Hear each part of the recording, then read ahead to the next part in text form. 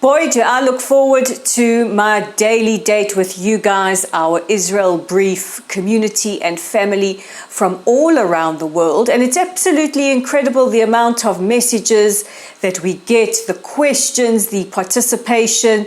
I love spending my 15 minutes a day or so with you guys every single day. It's something I look forward to. So if you are visiting here for the first time, welcome. I am Rolene Marks. This is the Israel Brief, brought to you every Monday to Thursday by these guys, Lay of the Land, where we take a look at the top stories making headlines in Israel. And it is day 236 of Israel's war with Hamas. And there have been quite a few significant developments over the last 24 hours. So let's get right into them. Yesterday, I brought you the story about Rafah and how it was believed that shrapnel from the initial airstrike could have possibly struck a fuel tank meters away, which resulted in that massive fire. And I just want to say, for all those celebrities and everybody out there saying all eyes on Rafah, excellent. All eyes should be on Rafah. Now, if you see any of our 125 hostages who have been held there for 236 days in horrific conditions, please let us know. So continue to put your eyes on Rafah. And if you did not condemn the 7th of October and have been silent with regards to the rapes of our women, the beheading of our children, yes, that is a fact that has been corroborated by several sources, have participated in these hate marches, set up an encampment on campus, you don't get to talk. Shut up, you're a hypocrite. Anyway, I'm off my soapbox. Let's take a look at those latest developments. As we came off air yesterday, the IDF's chief spokesperson, Rear Admiral Daniel Hagari, gave out the latest information based on the investigation, which is still ongoing, into exactly what happened in Rafah. So the points are very specific, so I'm going to read them as they came from the IDF.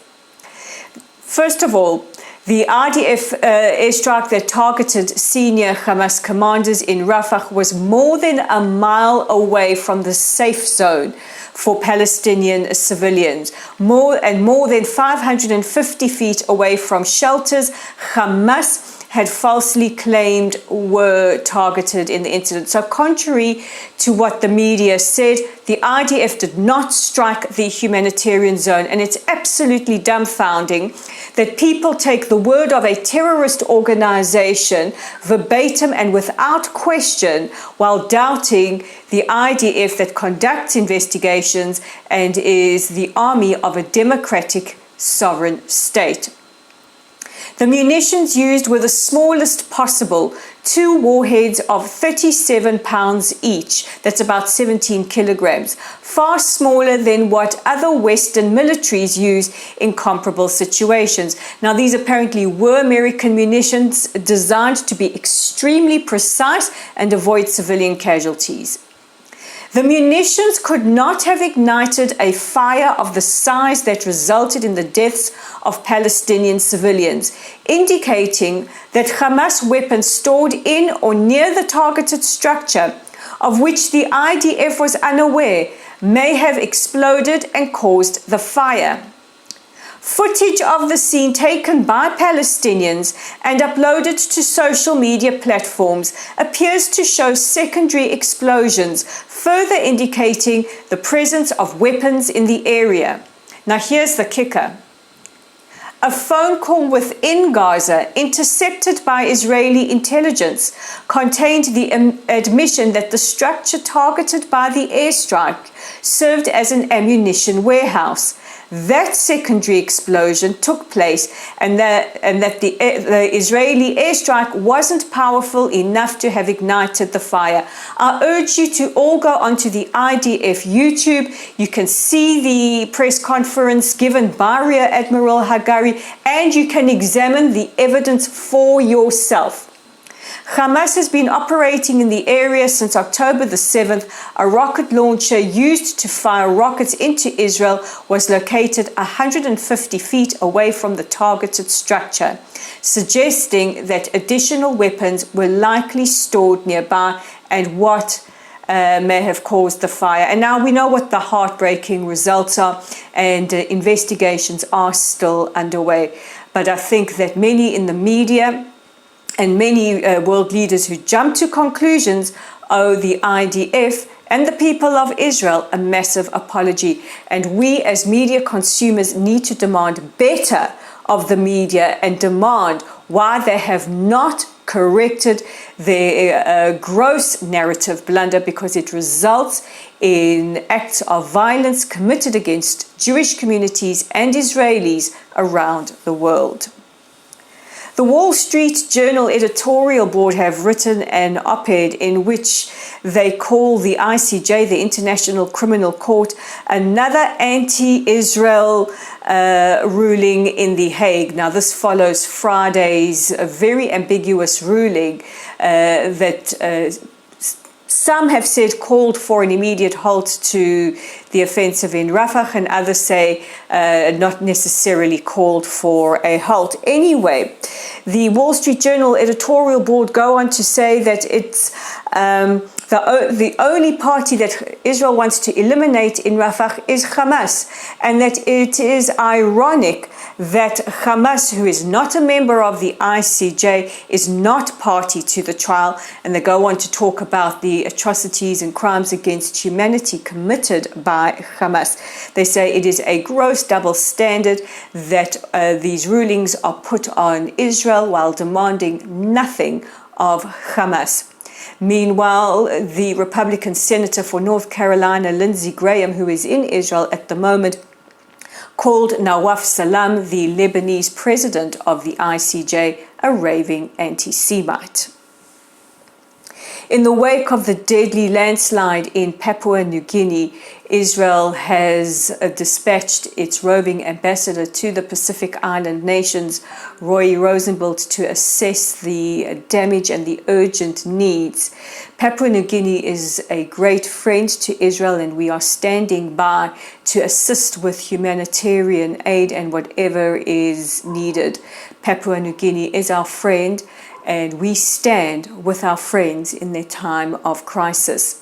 Israel is a world leader and has even been lauded by the United Nations for our ability to mobilize and help with humanitarian assistance wherever a natural disaster or any disaster occurs.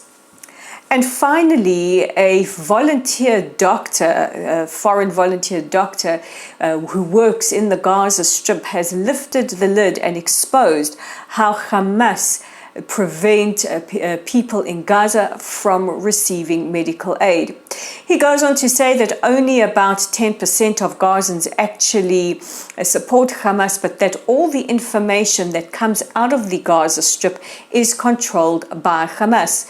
He says that Hamas exploits hospitals and that they have designated areas in the hospitals only for VIPs and they get aid, and that they prevent aid and treatment from getting to other patients.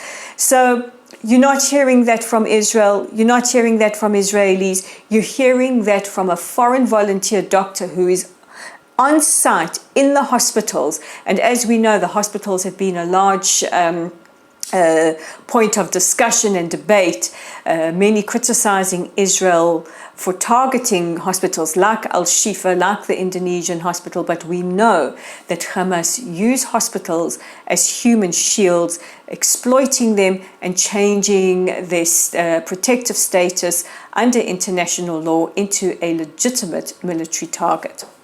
Now it is time for the audience question. I do love myself an audience question. And if you want to ask a question, pop it in the comments section below.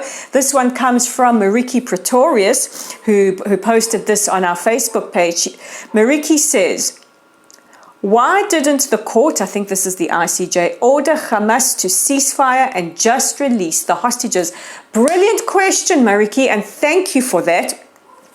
As the Wall Street Journal indicated, there are no demands made of Hamas, which not only employs a double standard, but Hamas is actually not a party to the court, so the court don't see them as part of their jurisdiction.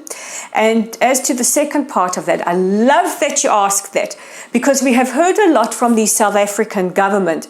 Now, in the original ruling, I think, which was the 26th of January this year, the ICJ called for the immediate and unconditional release of the hostages. And the South African government, with their, let's call it, unique positioning to Hamas, could have demanded that Hamas comply. But wouldn't you know it, they seem to have forgotten that part of the ruling. So I think the onus is on all of us to remember our hostages. Remember our hostages. Wear your yellow ribbon, wear your dog tag, and demand of all our governments around the world, release the hostages now, immediately and without condition. And for all of those putting all eyes on Rafah, keep a lookout for our hostages. Guys, those are our top stories for today. Don't forget to check out our website at www.layoftheland.online. Our Facebook page is at Lottle Site. Our YouTube channel at The Israel Brief. Like, share, subscribe. Ask your friends to as well. We are on X at Lay of the Land 5. I'm Rolly Marks. You guys know I'm crazy about you all. Take care of yourselves, take care of each other, and I'll bring your headlines to you same time tomorrow. God bless.